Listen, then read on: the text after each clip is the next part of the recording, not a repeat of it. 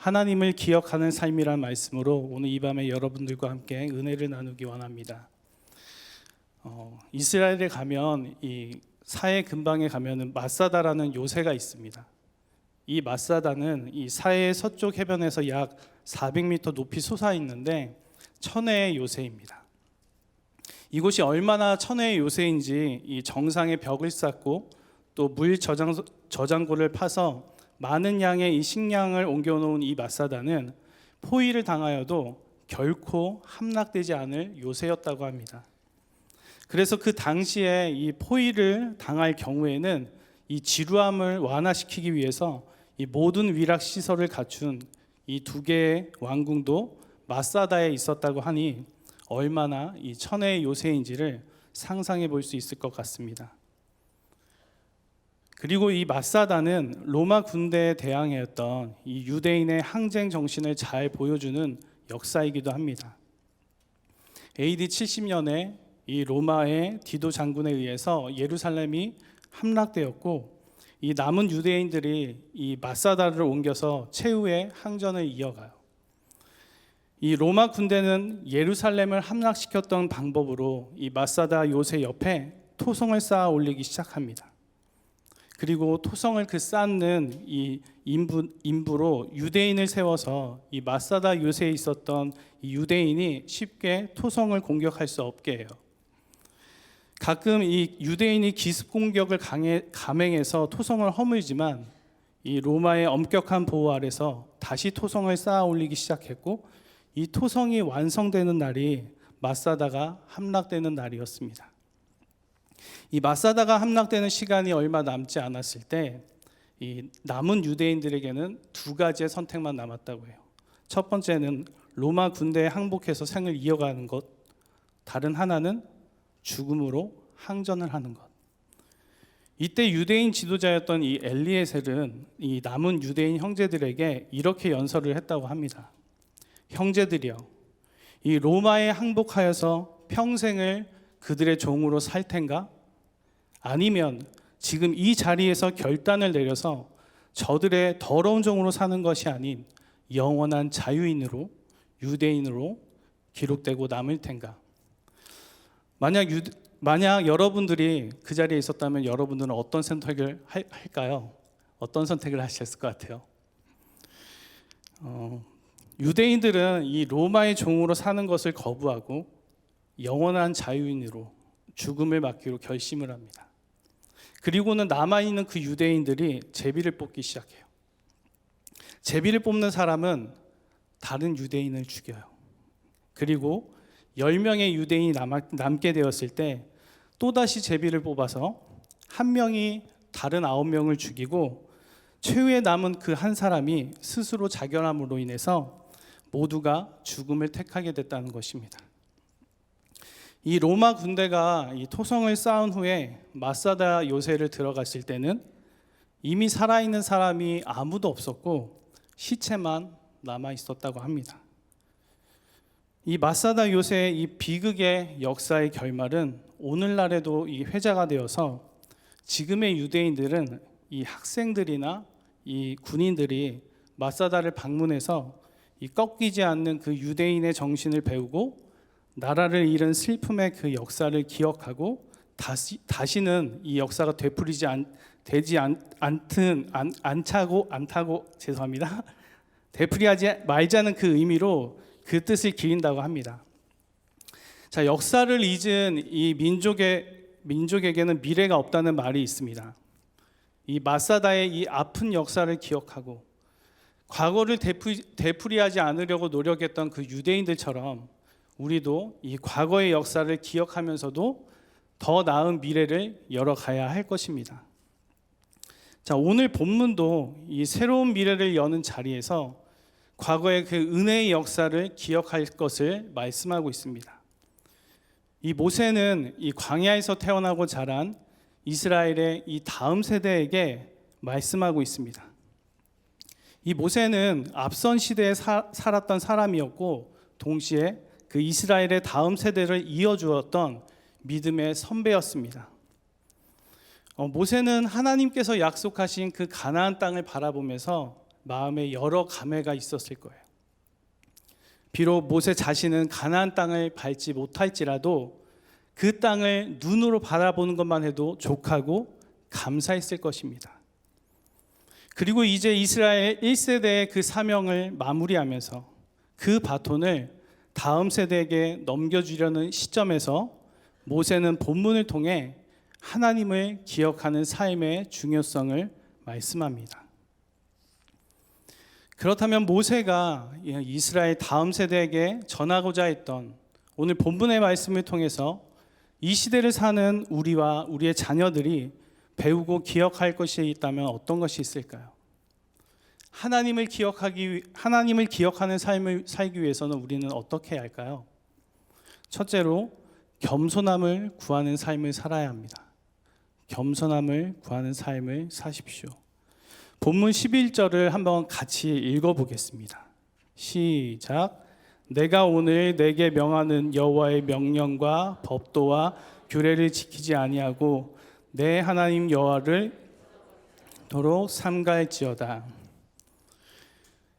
이 모세는 광야의 시대를 지내고 이제 가나안 땅으로 들어갈 이 새로운 이스라엘 세대에게 여호와 하나님을 잊지 말라고 강하게 권면하고 있습니다.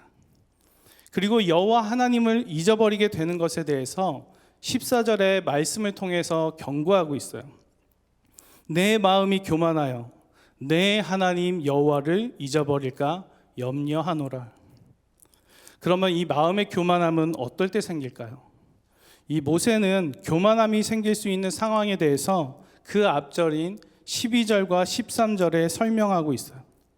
내가 먹어서 배부르고 아름다운 집을 짓고 거주하게 되며 또 내 소와 양이 번성하며 내 은금이 증식하며 내 소유가 다 풍부하게 될 때, 그렇습니다. 삶이 부유할 때, 소유가 풍족할 때, 아무런 근심도 걱정도 없는 평안함 가운데 있을 때, 오히려 그때가 이 마음의 교만함이 생겨서 하나님을 잊어버릴 수 있다는 것입니다.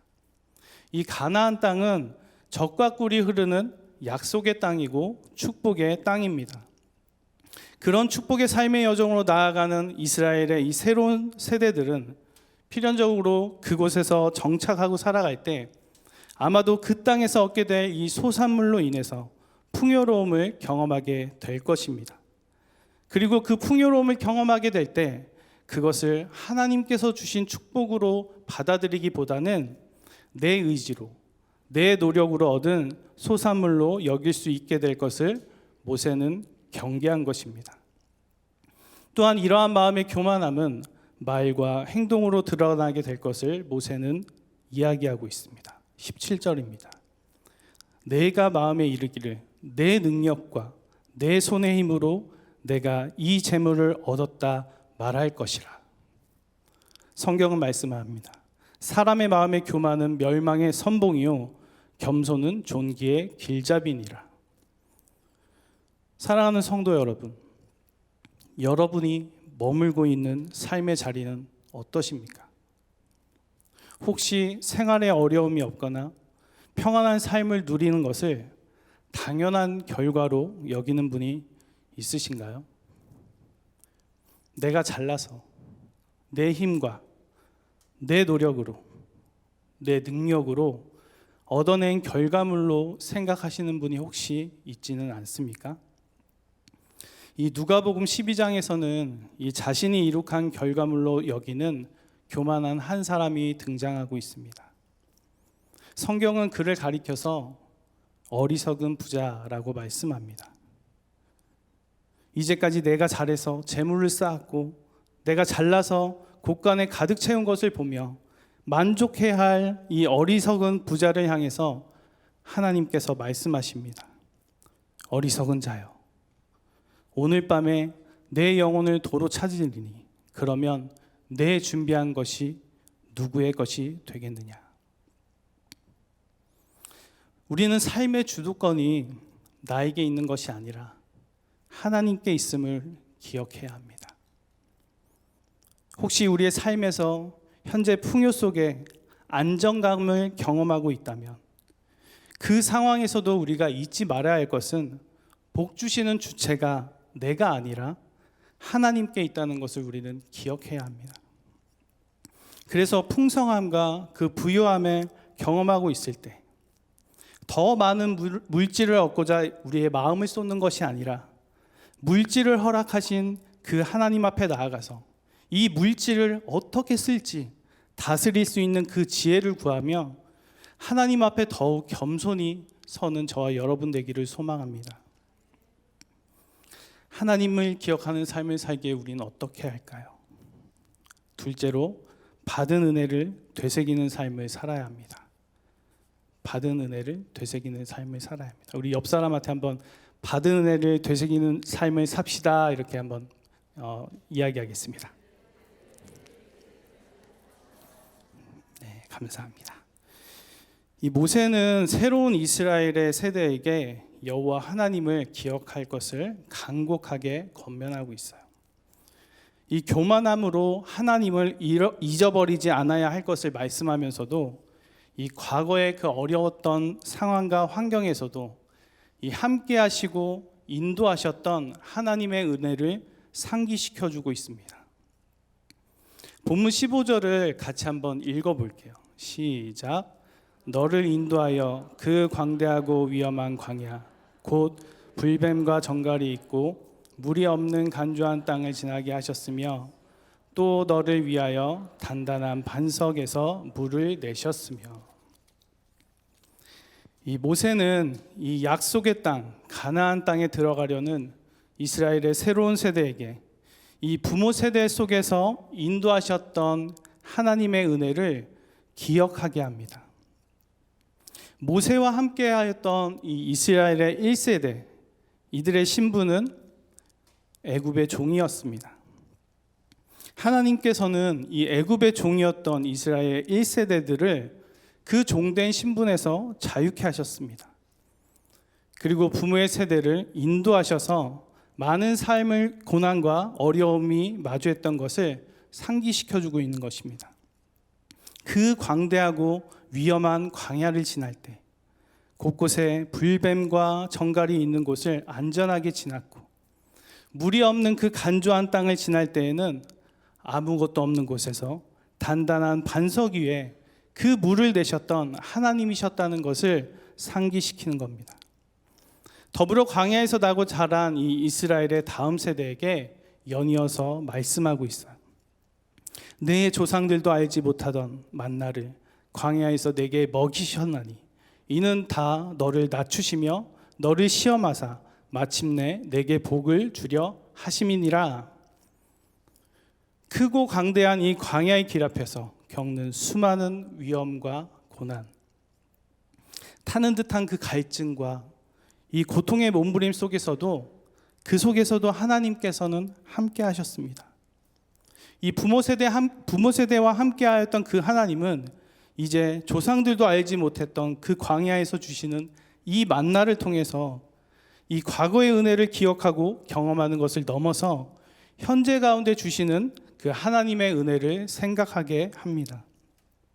그리고 그 하나님은 시험을 통해서 우리를 겸손하게 하고 마침내 복 주시는 하나님이라는 것을 말씀하고 있습니다. 사랑하는 성도 여러분, 여러분이 경험한 하나님은 어떤 하나님이십니까? 여러분이 인생의 그 광야의 길 앞에서 일하셨던 그 하나님은 어떤 하나님이셨나요? 어떤 분은 그 풍성함을 주시는 하나님을 고백하는 분도 있을 거고, 어떤 분은 광야의 그 인생길에서 매 순간 피할 길을 여셨던 하나님을 떠올릴 수도 있을 것입니다. 또 어떤 분은 고난과 고통의 길을 지나는 중에서도 응답 없는 하나님을 마주하고 있을 수도 있고요. 또 어떤 분은 삶의 고난과 그 실패를 통해서 오히려 하나님을 만나 첫사랑을 회복할 수도 있을 것입니다. 정말 중요한 것은 광야 같은 이 인생의 여정 앞에서 내가 만난 하나님은 어떤 하나님이셨는지에 대한 이 믿음과 삶의 고백이 있어야 할 것입니다. 이 모세는 하나님께서 약속하신 이 가나안 땅을 향해서 나아가는 이스라엘의 새로운 세대에게 자신이 경험했던 하나님, 그리고 그들의 부모의 세대가 경험했던 하나님의 은혜를 되새기게 하고 있습니다. 그리고 동시에 이스라엘의 조상들도 경험해 보지 못한 그 광야 속에서 이 만나를 경험하고 있는 이스라엘의 다음 세대에게 하나님의 그 새로운 은혜가 임하고 있다는 것을 보여주고 있는 것입니다. 저는 어린 시절에 이 개척교회 목회자 자녀로 자랐습니다. 저의 가정은 행복한 가정이었지만 재정적으로 늘 어려움을 겪어왔습니다. 얼마나 재정적으로 어려움을 겪었었는지 이 생필품을 구매하러 갈 때면 늘 외상으로 구매를 하곤 했어요. 이 가정적으로나 또 교회적으로나 이 재정적인 어려움을 겪게 될 때면 아버지께서는 가정에서도 그리고 교회 강단에서도 하나님의 뜻이 어디에 있는지 묻고 기도하자고 하셨습니다. 그리고 하나님께 기도를 드릴 때면 정말 그때마다 하나님께서 구하는 기도에 응답하심으로 문제가 해결되는 것을 여러 번 경험하곤 했습니다. 저의 아버지는 믿음의 1세대였습니다. 이 자리에도 믿음의 1세대인 분들이 계시지요. 이 믿음의 1세대의 기도는 하나님께서 특별히 더 잘 들어주십니다. 아멘이십니까? 아멘. 네. 믿음의 2세대, 3세대의 기도들도 하나님께서 잘 들어주십니다. 우리 하나님은 기도를 잘 들어주시고 응답하시는 분이니까요. 그런데 저의 아버지께서 이 문제를 놓고 하나님께 기도하자고 하셨을 때 저는 어린 마음에 아버지는 어떤 계획이 있을 거야. 하나님께 기도를 드리면서도 아버지는 뭔가 다른 계획이 있을 거야. 제 마음의 한켠에 이 아버지에 대한 막연한 이 믿음과 기대함이 있었습니다.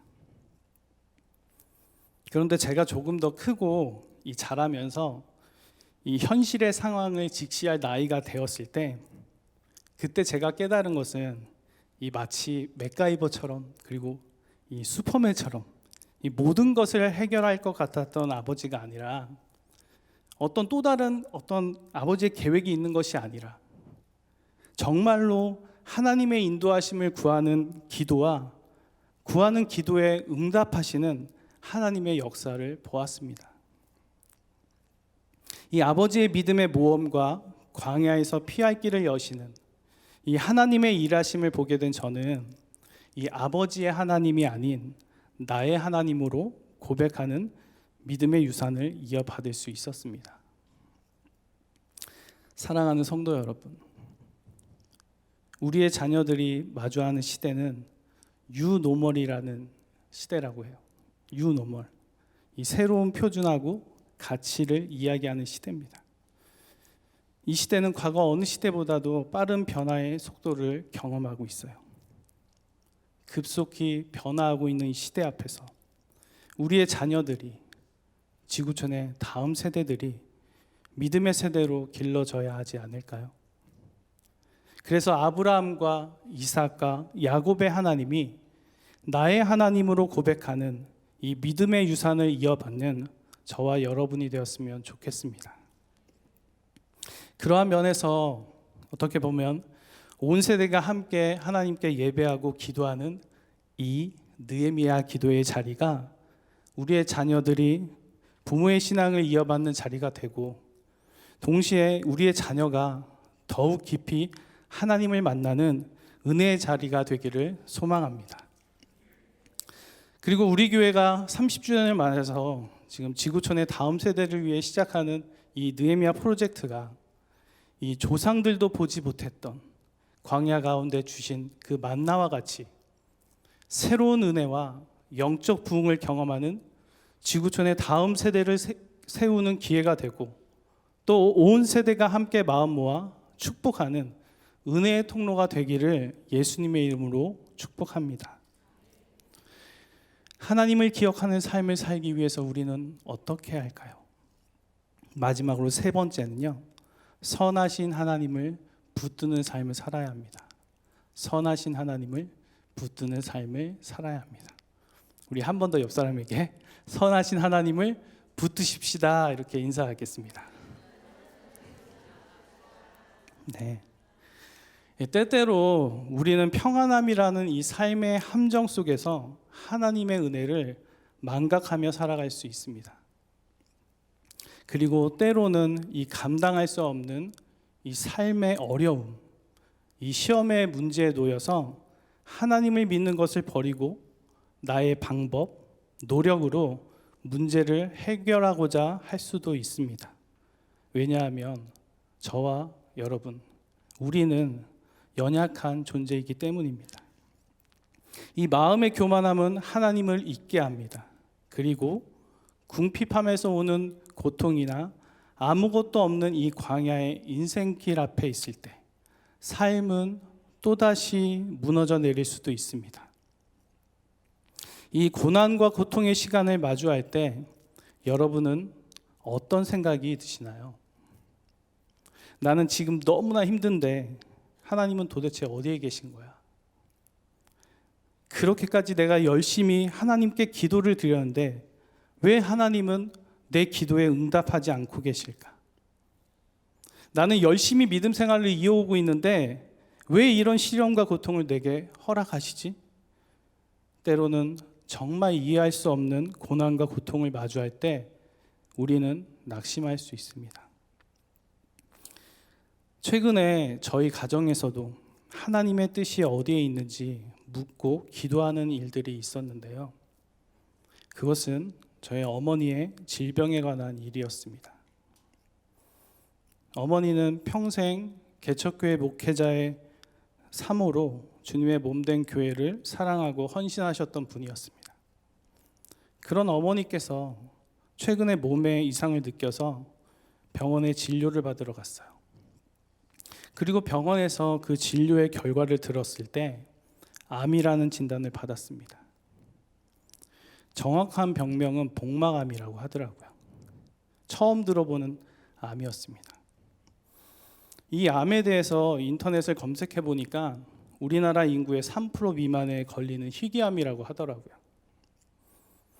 이 어머님의 암 소식을 처음 듣게 되었을 때 마음이 무너졌습니다. 평생을 몸된 교회를 사랑하고 섬겼던 이 어머님의 노년이 조금은 더 평안하실 수는 없었는지 기도 가운데 하나님께 묻기도 하고 안타까운 마음에 탄식하기도 했습니다. 평생 수고하고 헌신하셨던 어머님의 그 삶을 볼 때 암이라는 질병은 제 마음을 더욱 무너지게 했습니다. 어머니의 문제를 놓고 이 하나님의 뜻이 어디에 있는지 기도를 드리는 중에 하나님은 슬픔 가운데 있는 제 마음 한 곳에 천국에 대한 소망을 주셨습니다. 사람은 언젠가 다 죽음을 겪게 됩니다. 개인적인 종말을 경험하죠. 그러나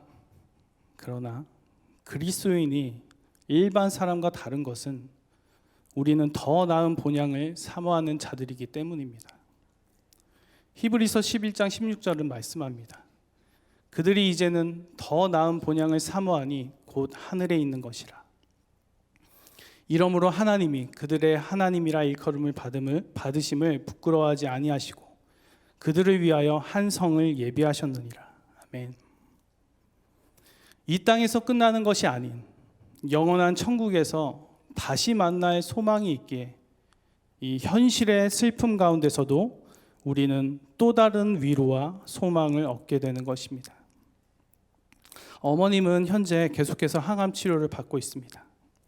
그리고 앞으로 수술과 함께 또 항암 치료를 계속해서 이어갈 예정입니다. 그리고 저는 이 어머니의 건강 회복과 치유를 위해서 계속해서 기도할 것입니다. 우리가 믿는 하나님은 어떤 하나님이시죠? 네. 크신 역사를 일으키실 수 있는 하나님이시기 때문에 구하는 기도마다 신실하게 응답하실 그 하나님인 것을 믿고 인내하며 계속해서 기도할 것입니다. 성도 여러분, 하나님은 선하십니다. 하나님은 선하십니다. 왜 그럴까요? 그것은 하나님께서 우리에게 천국 소망을 주셨고 또 영원한 생명의 길을 열어놓아 주셨잖아요. 죄와 사망의 권세에 매여 죽었던 우리를 그의 사랑하는 아들 예수 그리스도의 그 십자가의 죽으심으로 하나님께서 우리에 대한 자기 사랑을 확증하셨잖아요. 우리가 아직 죄인 되었을 때 그리스도께서 우리를 위하여 십자가의 죽으심으로 하나님께서 우리에 대한 자기 사랑을 확증하셨느니라. 하나님께서 우리에 대한 자기 사랑을 확증하셨다라고 말씀하고 있습니다. 그 하나님, 선하신 하나님이 아니십니까? 선하신 하나님을 붙잡고 나아가십시오. 여러분의 삶에 고단한 인생의 문제에 맞닿아 있을 때 선하신 하나님을 붙잡으십시오. 비록 지금은 내 삶의 문제가 해결함을 받지 못하고 있더라도, 비록 지금은 내가 구한 기도에 대한 응답을 받지 못하고 있는 상황이라도, 비록 지금은 내가 처한 상황이 크게 달라지고 있지 않은 상황이라도, 비록 지금은 여전히 내 삶의 문제, 그 고통 가운데 견뎌내어야 하고 있는 이 삶을 살고 있더라도 선하신 하나님을 붙잡고 시련의 과정을 통해 인내를 배우고 또 성숙의 과정으로 나아가는 훈련으로 여기면서 오늘도 겸손함으로 하나님 앞에 나아가는 저와 여러분이 되기를 주님의 이름으로 축복합니다.